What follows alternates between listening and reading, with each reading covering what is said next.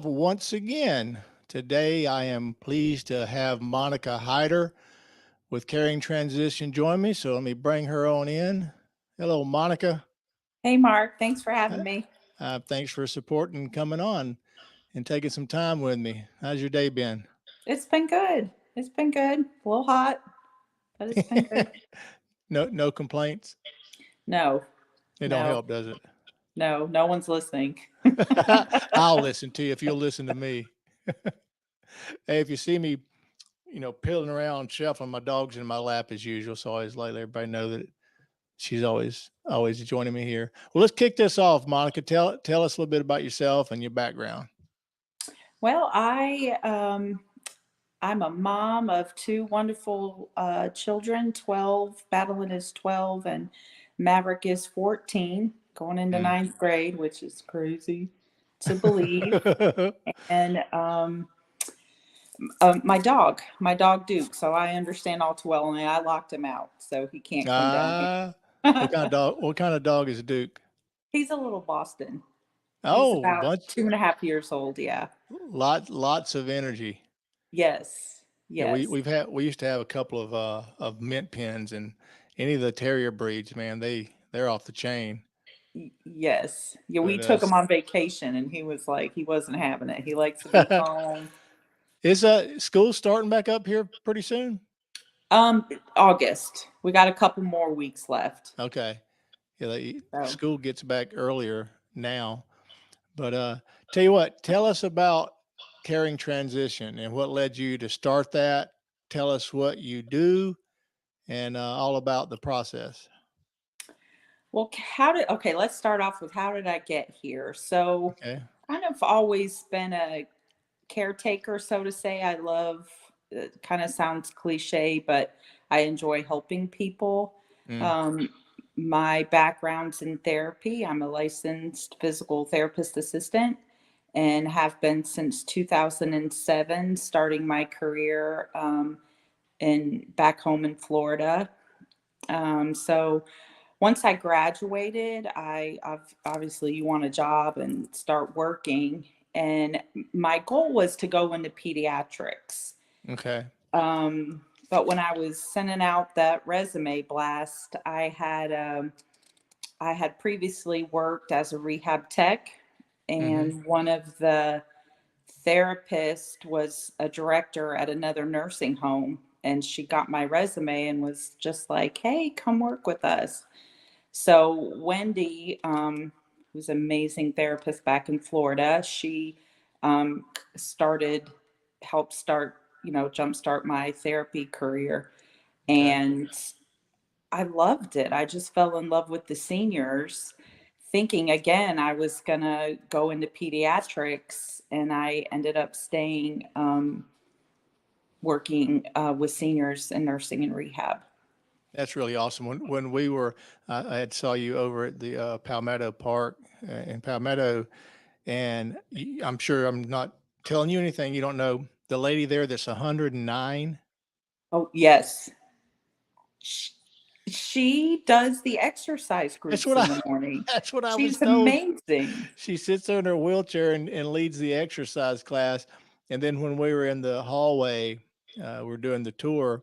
There was another sweet lady there, and she's on the one of those upright walkers where you put your elbows on it so you can.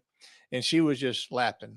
I said, "You are wearing me out. You're doing a good job." She goes, "Well, when you have two rods in your neck and have had a fractured pelvis," I'm just like, how are you not impressed with that kind of tenacity? And I'm sure you see stories like that all the time. Working with elderly people, just their the strength and their willpower. Well, and I was just about to say that's ironic that you mentioned both of those ladies because they're a great example. Not only are you healing and, trying whatever your situation is, but it's your mind, and your mind is a Mm. powerful tool. And I always tell people, just do not give up. You can do it. And Yeah, those two ladies are a sheer example of that. and you see it more than me, but that's and always of course it's hard not to bring my parents up because I'm living it day in and day out, and just hearing you say that, that's what I wish my mom and dad would get more active. They have sort of become prisoners in their own home. And I understand they want to stay there as long as they can, but you can see, and my dad used to be super duper active. He was always playing tennis and all, and mom never been the exercise athletic type. But when he retired, just over the years, they have come um, sort of secluded in the house. COVID caused was the beginning of that, and no one knew what to do. But I'm sure you can give some advice on. Well, matter of fact, give some. If someone is older, they're hurting all Hmm. the time. You do need to make yourself at least go for a walk, right? Stay moving. Stay Mm, moving. For you and I, it's different. Our walks might be longer, our exercise might be different. But I mean, encourage, walk to the mailbox, maybe mm, walk to the next house. Just don't stop moving, keep moving yeah, because it matters. Or yeah, even if it's a rainy day and maybe you do leg exercises sitting at the couch, mm, or maybe if you do, especially if someone likes to watch TV, hey, mom, I'll do these with you, and mm, do some exercise with mom and dad at the couch. And it's harder for you because you're their child, you're their yeah, loved one. It's harder for them to take that direction from you versus someone like me. I'm just the therapist. They're gonna yeah. think, oh, that's Listen to you a little bit more. yes, Yeah. yes. Well, I've noticed how their posture has gotten worse Hmm. by because by being inactive. But so obviously you enjoy doing that side of it, but then as far as staying busy and keeping moving, when you have to deal with helping people declutter their house, state sales, etc. So talk a little bit about carrying transitions and from start to finish when there's a client that's needing to downsize, to move, to do whatever. They're just selling their house. Give Sure. give give us kind of the start to finish of how you help families navigate that, especially when it's sort of an emergency situation to where, as far as the senior world, there was maybe was a slip, a fall, a stroke to where they have to move in, they can't move back home. And so the family's under the gun. What do you do when you come in with a family? Well, first, we'll schedule a free consultation just so I see, the project, how big it is, what exactly does this entail. We'll come in for that consultation, and so they have 3,000 square foot home. It's packed full. I'm going to encourage them to take all their valuables, take all that, maybe ask family. A lot of times, oh, family's going to take, the China hutch, or what have you. There's always something that is mentioned family wants. So I'll always say, market, NFS, not for sale.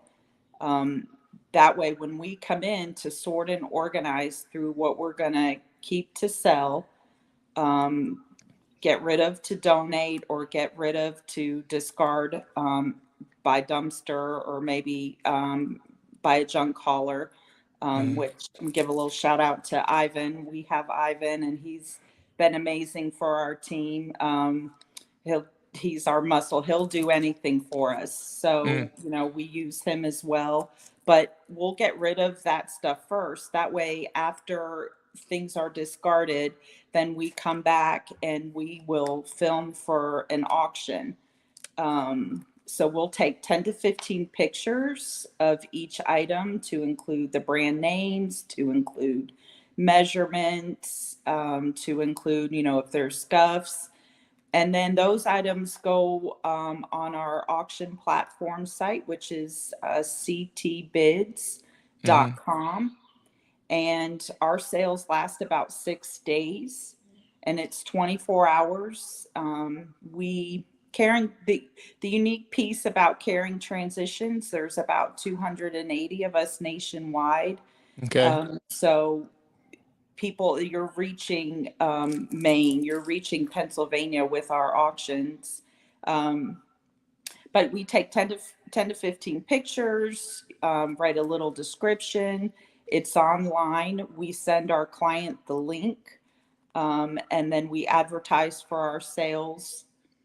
After 6 days, we'll wait a day or two because, we want to collect the proceeds for the sale, and then go back into the house, and organize for the sale. Mm, So maybe you bought the TV and a picture, then we're going to go back and organize. So when you come for auction pickup, your items are set in a spot and it's a quick turnaround. yeah. Any of the items that we were going to just donate, we'll have a picker sale, or quote unquote just a little garage sale. That way when our bidders come to pick up their items that they paid for, they'll kind of pick through, and they love it because you Yeah. tell me what you want to pay for. Or if items didn't sell, we can resale them to the bidders at that time as well. Yeah. I'm sure you get used to it, but just the, you know, times I've dealt with houses, and it's kind of sad in a way. It's like you're looking at everybody's, especially when someone's passed, you're looking at just someone's life that used to, day in, day out, seeing people's hobbies, and now they're gone. And what, one person's treasure, some other people could care less about it, and vice versa. But it's just, it's being in the elder, um, world, so to speak, professionally, is definitely eye opening. And it's like we all see so many things that we want to kind of pass on some advice. So, with the things that you've seen and the stresses that the family's going through, because it's not always a fun process, do you have Right. any advice for people of how they can maybe start decluttering now? Do you recommend people to do that, or what's some advice you have for people that are not, just kind of putting off even talking about the aging days? It's a great eye opener for me. I mean, it's a great eye opener for everybody because we all have that junk drawer or two. Hmm. We all have the closet that you've got the jeans that you're not wearing, because I can attest to that. Donate them, get rid of them. If you haven't worn it, if it doesn't fit, if there's holes, it's okay to throw it away. If it doesn't fit, it's okay to donate it. Yeah. Maybe if you can set boxes, so you have like a little sports box, or you have like a magazine box, or you have kitchenware. Categorize those boxes, and then take from those boxes what you use, and then the remaining items, set them aside and give yourself time and see if you Mm, go back to use those items. And if you're not using those items, you might feel a little bit better about letting them go. yeah. Now, for collectors and collectibles, I mean, some people love, to collect, and I'm not saying let go of that. I mean, if it brings you joy and happiness, don't let it go. Yeah. Well, I guess, especially in America, how many people have garages that they don't even park their cars in because it's it's full of stuff. And that's why the storage business is so big. We have so much stuff as a society that we actually have to pay for a building to store our stuff. And then there's even that business. There's people that abandon their storage buildings, and Yes. somebody else comes along and bids on that and gets rid of their stuff. But it's just nuts, how we are. Because when you said the drawers, I'm sitting there. I've got one to my left and one to my right, and I tell my wife I have the hardest time just being organized with. I'll save the dumbest things, and I have an issue with boxes. Ah, I hate to throw boxes away. I feel like it's such a waste. So I have an issue with boxes for some reason. well, if you need to But get rid of them, I don't mind taking them off your hands. yeah, you can use them, right? Shows you We how use popular boxes all Amazon the is. time. Exactly. Well, what sets you apart from other companies that offer similar services? And I think what may be good to point out is how you're able to come in and literally take the load off of the family members to where it's literally like just take what you need and you'll handle the rest, correct? Correct. And it's hard. It's hard. People are attached to their stuff, and that's been the hardest part. The hardest part is understanding if you have if you can't sell it for a dollar or 10% of what you've paid for it, I just encourage them not to sell it. I am Mm, not here to get rid of anything somebody doesn't want to sell. right. I'm here to help clean out the house and prepare it for the realtor to come in, because that is a very overwhelming process. Yeah. And so that's what we're here to do. I'm not here to add stress, Yeah. and it is hard for some more than others when it comes to their belongings. Yeah.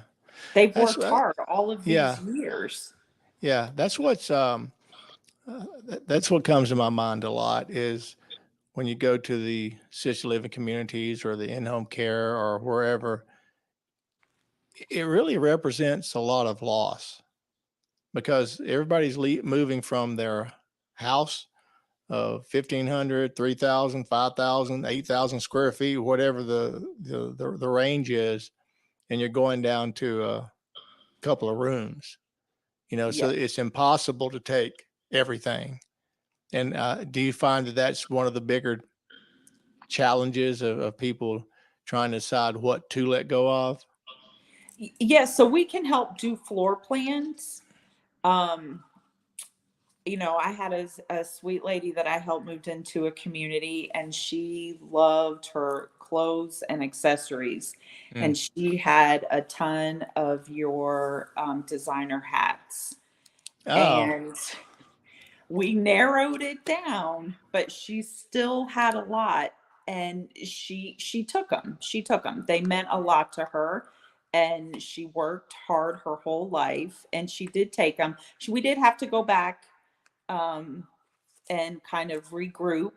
But yes, I even see it in, in and out of where I'm working now.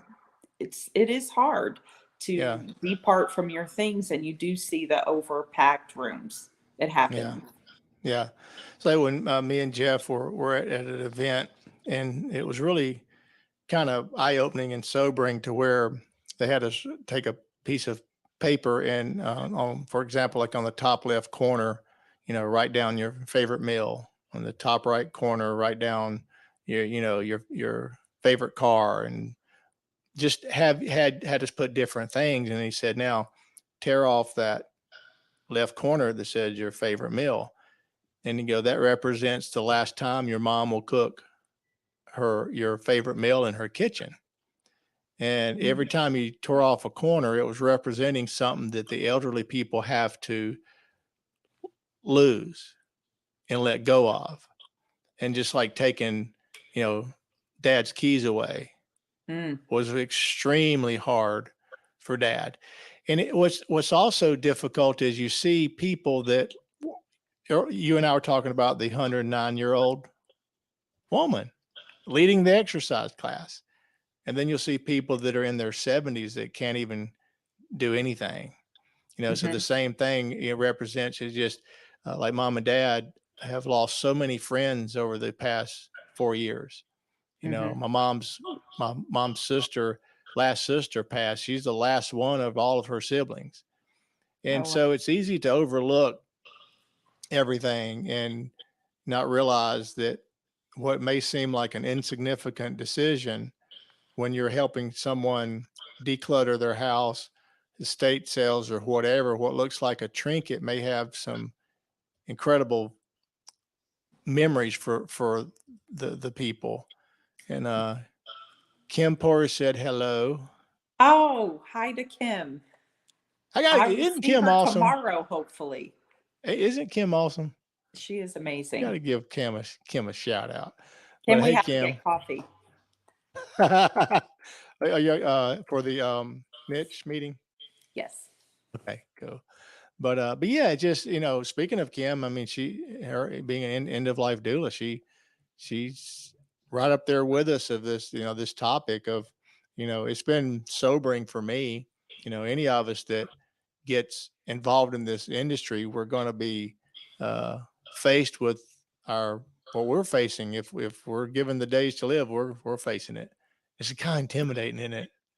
It's like I know, you you, start counting, "Oh, how old am I? Oh my and goodness. then you look at your two sons and go, "There, what? I know, hang Right? on now, What happened?" yeah, where did this happen?" And our dogs don't live long enough, do they either? No. So, but go ahead. Well, no, I don't really know if I answered your question, what sets us apart, but what sets us apart is Caring Transitions, we can work together. Meaning Mm, because there's other franchises. For example, I moved a lady from Carrollton area to South Carolina. So I helped her pack and helped coordinate the move, which we work a lot with Better Way Movers who are amazing, okay. and we helped coordinate that move. They were able to move her to South Carolina, and our South Carolina Caring Transitions was able to unpack her and get her all set Oh, up in her apartment. So that's the beauty of what we can do, is that we work together. that's really interesting. I didn't even think about that. So it's not necessarily the all the way through. You help them move to the state they're going, and then there's someone there to pick up with the same type of, what's the same structure. So they're able to take care of the receiving side of it, which that's really awesome. I didn't think about. I realized that. Yes, as long as they're in within that territory Yeah. and Right. Right. within that area of Yeah. move, then Yeah. yes. So that is an amazing factor in it. Do you find that there's people that try to think they're going to just handle it for themselves, and then they realize how overwhelmed they are, and then the phone rings again, you're like, hey, whoops, where'd she go? Um, There you quite are. often that happens. But people realize what they're getting into, so to speak. But back to Well, and it your, gets overwhelming and it gets to be emotional, and then yeah, they realize, okay, let's let, you know, the experts come in and help, because we're not attached to the stuff. yeah, And so true. it takes us less time than it would take them. Can actually give an observation on it they may not be thinking about. But and obviously, it's each situation is different to where when it's someone that's having to relocate or downsize, that's a different mood and energy than someone that's needing to move into assisted living. Correct? Yes. You Yes. find it, especially when it's trying to get the resident that's going to be living in assisted living. A lot of times they're not really wanting to do that at the moment, even though the majority of the stories are people are happy they did after the fact, but there's a lot of resistance, and I think that a lot of people can use your guidance on that as well during the process. But the positive to, I know we've talked a lot about the sad part, but the positive to these communities are, you're fortunate enough to take care of your parents. Not Hmm. everybody is able to. Right. And these communities are great because they add somebody present in their life every day. Yeah. Yeah. They offer, church services.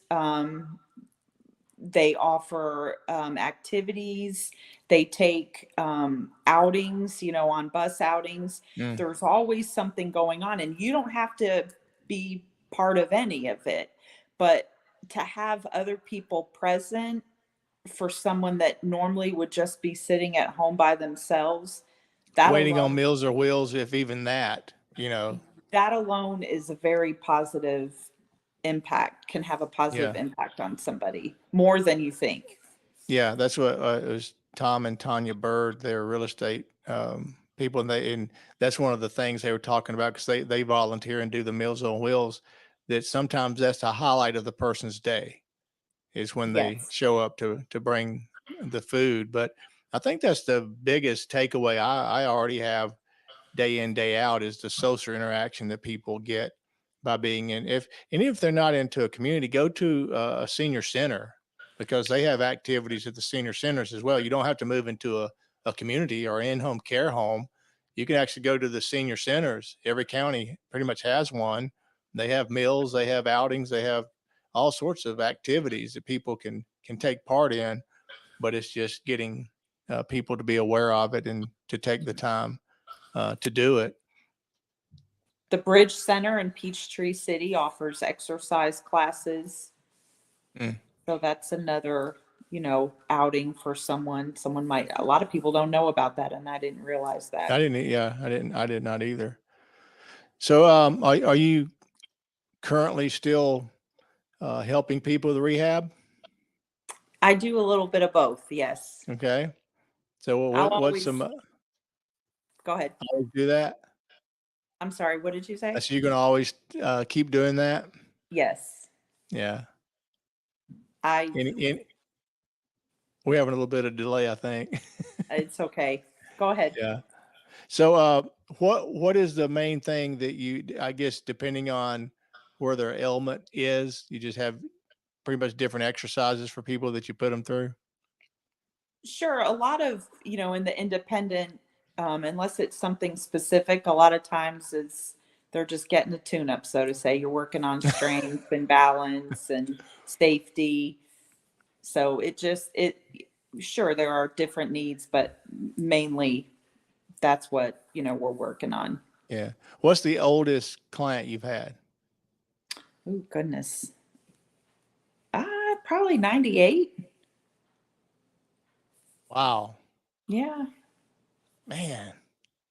Yeah. I probably need to hire you out. They probably 98 years old probably does better than I do at Well, times.